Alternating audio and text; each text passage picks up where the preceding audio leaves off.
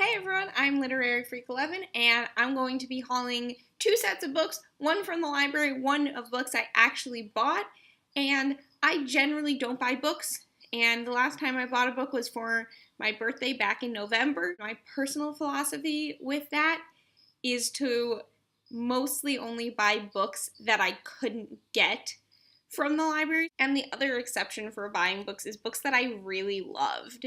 And so I actually ended up buying Neanderthal Opens the Door to the Universe after reading the library version of it because I loved it so much and I just needed to have it. I belong to two different library systems and I made sure that I couldn't find these books in either system before buying them. I knew these books were on the way, yet what did I do? Go to the library and check out 6 books. 2 of them I had on hold for kind of a long time. Now I've had to change my OWL's TBR again because of it, so I'm just going to jump into the library books first. This is Foundryside, and this is a book that is really popular, and I see a lot of people reading it. It's an adult book, so I'm actually going to use this as my charms book. It's about this female thief, and I kind of went into it going, oh, female thief, again, why do we have to do this? Because there are just so many books like that. But I was really blown away by the first chapter. Basically, her power is that she can touch things and know their history.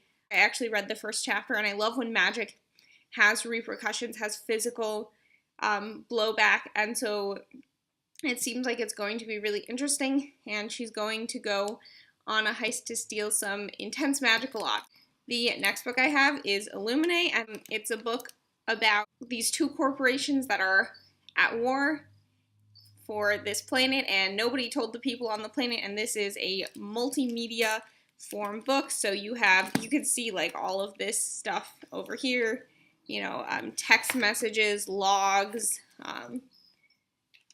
looks like computer code, so all this cool stuff, and I actually haven't read a book like this yet, and so this will be the first, and I have decided to use this as my arithmancy book because it has 2 authors, and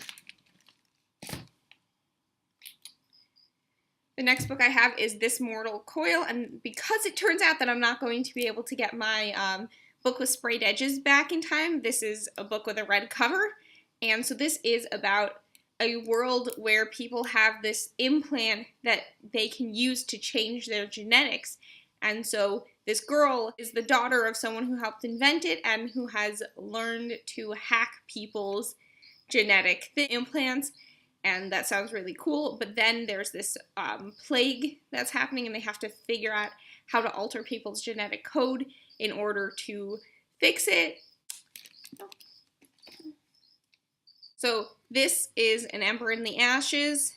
For some reason I thought this book had star in the title. Maybe one of the later ones in the series does, but this is basically a book with a lot of political intrigue, and a war is happening, and that's really all I know about it. I know that people have raved about this book, especially a Clockwork reader, and so I will not be reading this for the readathon, but I am really excited to pick it up.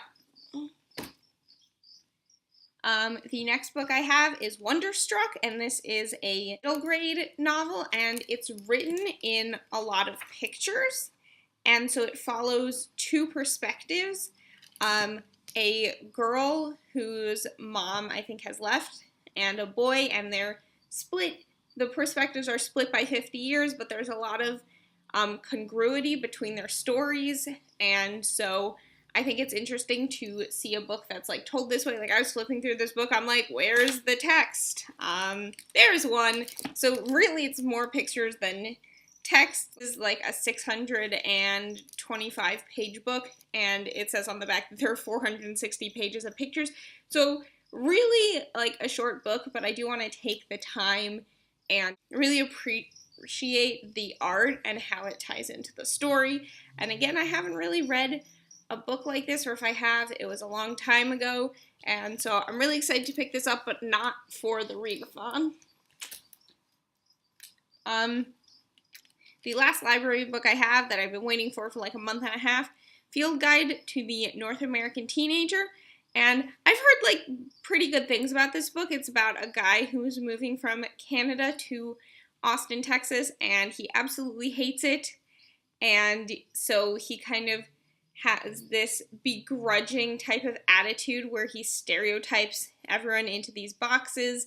And as he finds out that people that he's stereotyped one way aren't really that way. And I absolutely love books like this. Neanderthal Opens the Door to the Universe is a book that is kind of like that as well, where the people who are supposed to fall into these neat little categories end up kind of becoming independent from that and doing their own thing. And so I'm really excited to read this, and I don't think it'll match up to Neanderthal, but I think it'll still be pretty good.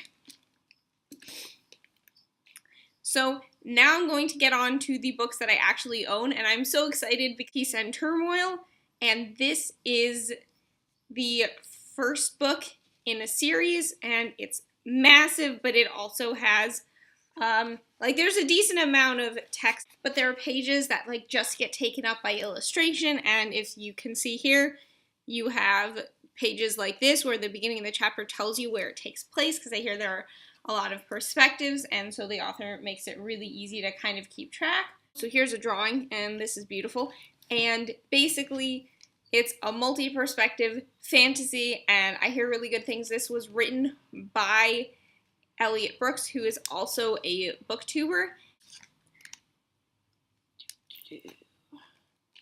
I'm really scared for this stack. The next book that I have here is The Next. This was recommended to me by my friend Luke. Basically, this girl gets transported to a city that's at the intersection of all possible universes.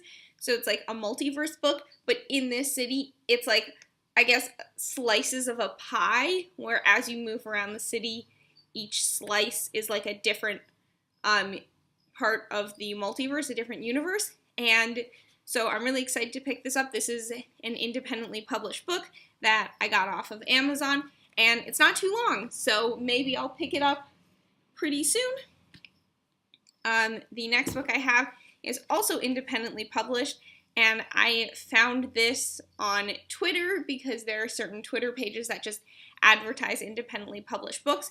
Basically, it is about this girl who lives in this guy's phone, I guess, and she gets this opportunity to go into the real world on a mission, but she has to be a believably real person, or she'll get stuck in the real world. And so I think the concept is really intriguing. It sounds like a much better version of the Emoji Movie, and so I think it doesn't focus on the phone world too much, and so I'm also really excited to pick this up, and I love the cover, and it's just so colorful, and definitely a little bit of a cover buy as well. The next book I have is The Upworld, and I've heard a lot of people talking about this book on BookTube, but also I can't get it at my library, and so I bought it. There are like 3 different worlds. There's like the Upworld, where I think some catastrophe has happened in a world similar to ours, and so you have the Upworlders, the people living in walled-off cities. You have these nomads, and you have these albino cave dwellers. And so basically this girl kind of just lives out in the woods, and one day this guy from the Upworld who's injured stumbles upon her, and then everything changes. And so I'm really, really excited to read this. And this cover, oh my goodness, that is gorgeous. And it's like, I love that the surrounding is abstract and it's colorful. Anyway. And the last book I have to share with you is The Witch's Kind. This is a book about a family of witches who one day a mysterious baby shows up on their doorstep, and they take the baby in, and then one day one of the witch's ex-husbands show up and everything changes. And so it's about family, and I love books about slightly magical families. The back is very vague about what their powers are, so I don't think they have like really strong powers or anything. This book was recommended by Holly Hertz Books, and so I'm really excited to pick this one up too. That is all the books I have for now. It's a big haul, and obviously I have to get through all of these before I even like think about these. So that's what's happening. I will have a reading vlog for the readathon up on Thursday. And if you like this video, please feel free to subscribe to my channels. Put out new videos every Tuesday. And don't forget to follow me on social media, linked in the description below.